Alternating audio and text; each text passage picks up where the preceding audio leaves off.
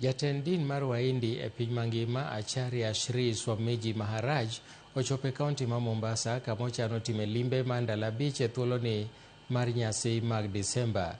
E limbe mare, jadolono modak e piny India chano mar sidho ayanga gedo mar od alam mar jowaindi midendo ni temple. Maharaj bende ibiro bago romo mopogore opogore mag alam ma bende ichano time e kauntino. Jadolono mathoro timo limbe e pacho ka higa bende biro timo limbe e buore Nairobi.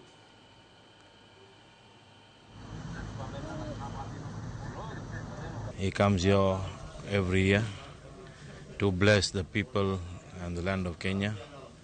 This time round he is also here for a special occasion.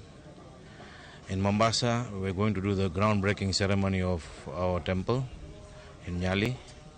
And also in Nairobi, we're going to celebrate 25 years of our temple, new temple in Nairobi.